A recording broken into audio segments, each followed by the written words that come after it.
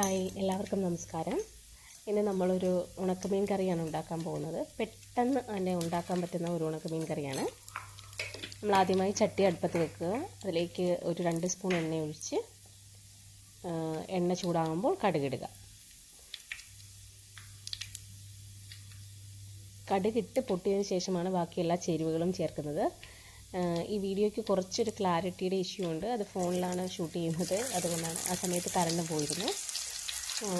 കടുകിട്ട് നല്ലതായിട്ട് പൊട്ടിയ ശേഷം അല്പം വെളുത്തുള്ളി, ഒരു 4 അല്ലി വെളുത്തുള്ളി, അതുപോലെ തന്നെ 3 അല്ലി ചെറിയ ഉള്ളിയും കുറച്ച് കരിവേപ്പിലയും ആണ് നമ്മൾ ചേർക്കുന്നത്.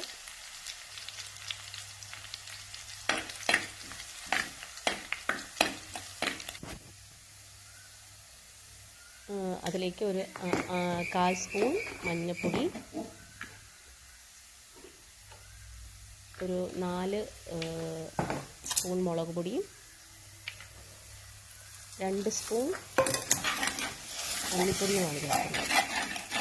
അത് ചേർത്ത് നന്നായിട്ട് വരട്ടിയെടുക്കണം. ആ പൊടികളുടെ ഒരു പച്ചച്ചുവ മാറുന്നത് വരെ നന്നായിട്ട് വരട്ടിയെടുക്കുക.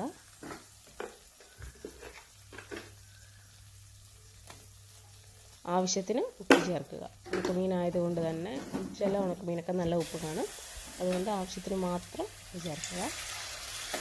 പുളി നേരത്തെ തന്നെ വെള്ളത്തിലിട്ട് വെച്ചിരുന്നു, 2 പുളി. ആ പുളിവെള്ളം അതിലേക്ക് പുളിയായിട്ട് ഒഴിക്കുക. അതിനുശേഷം ഒരു 2 ഗ്ലാസ് വെള്ളത്തോളം നമ്മളതിനകത്തേക്ക് ഒഴിക്കുക.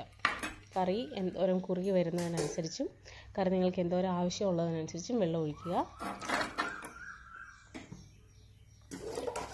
ഉണക്കമീനിൻ്റെ കൂടെ ഇടാൻ നമ്മൾ ചേമ്പാണ് ഉപയോഗിക്കുന്നത്. ചേമ്പ് തൊലി കളഞ്ഞ് നന്നായിട്ട് വൃത്തിയാക്കി കട്ട് ചെയ്ത് വെച്ചിരുന്നതാണ്. അത് ചെറിയ കഷ്ണങ്ങളാക്കി അതിലേക്ക് ഇടുക. ഇതിൻ്റെ കൂടെ ഇപ്പം നമ്മളൊരു 1/4 കിലോ ഉണക്കമീനാണിത്, 150 ഗ്രാം. ഇത് തലയെല്ലാം കളഞ്ഞ് വൃത്തിയാക്കി വെച്ചിട്ടുണ്ട്, അതും അതിലേക്ക് ഇടുക.